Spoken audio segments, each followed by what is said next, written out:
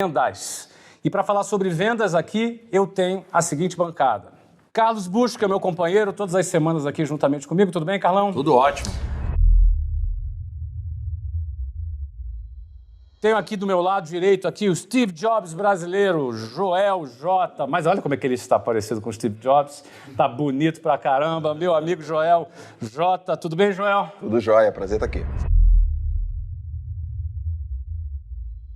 Joel J., ele é treinador de alta performance e empresário. Do meu lado esquerdo aqui, meu amigo Thiago Nigro, CEO do Grupo Primo e um dos maiores influenciadores de finanças e negócios do planeta. Não é fraco não, meu amigo.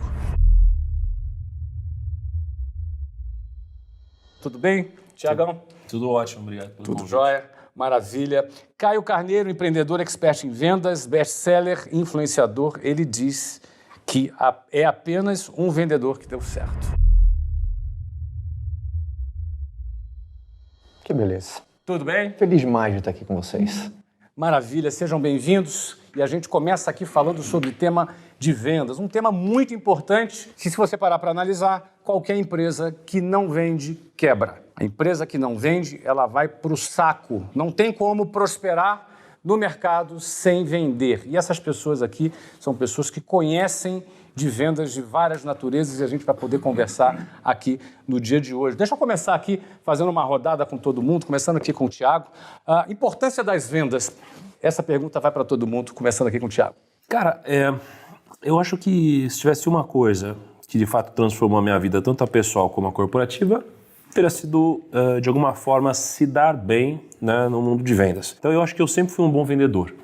Né? Eu sempre fui um bom vendedor, eu sempre vendi bastante, isso aqui me ajudou a chegar até onde eu cheguei, mas eu descobri que se eu quisesse chegar até um próximo patamar, eu deveria não só aprender sobre vendas, mas sim aprender sobre modelo de vendas. Então eu sempre fui muito bom em vender, mas nunca fui tão bom assim que era modelos de vendas. Isso é algo que veio mais recentemente, né, nos anos mais recentes. Então assim, a importância é, se você não vende, você não tem um negócio, se você não tem negócio, você não prospera, se você não vende, você não traz resultado, logo não faz sentido você crescer numa organização.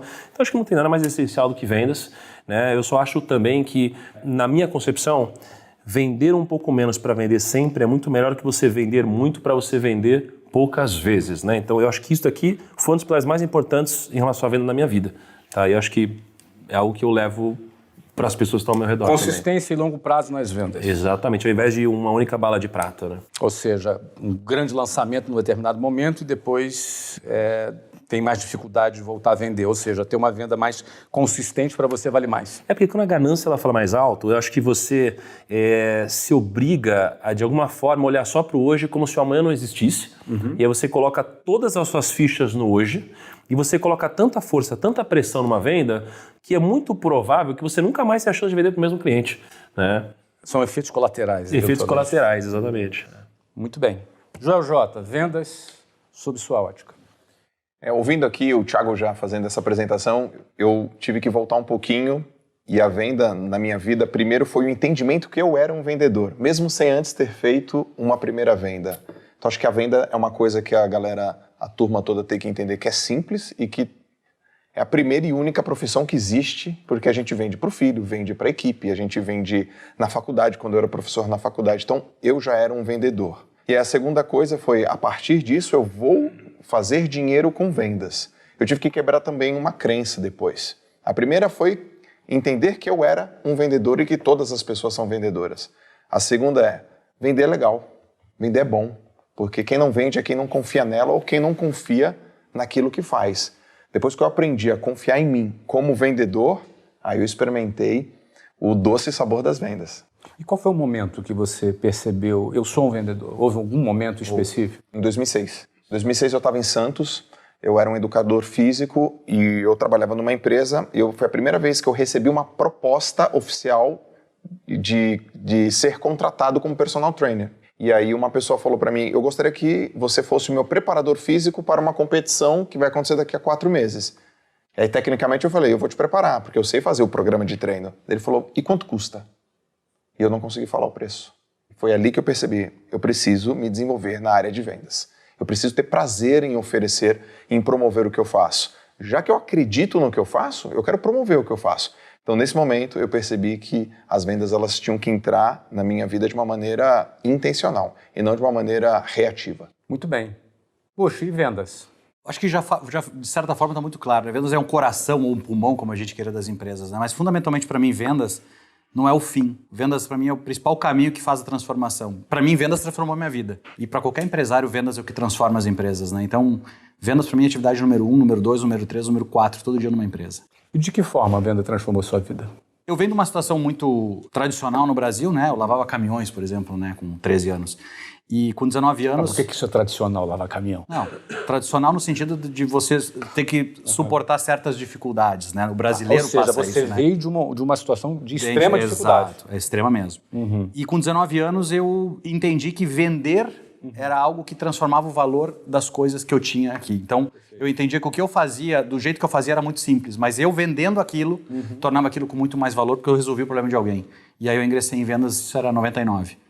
E aí me abriu muitas portas na vida, né? Muito bem. Caio Carneiro, vendas por você. Vamos lá. Eu acredito fortemente que ninguém segura alguém que quer mudar de vida. Ele só precisa de um instrumento, ele só precisa de um veículo.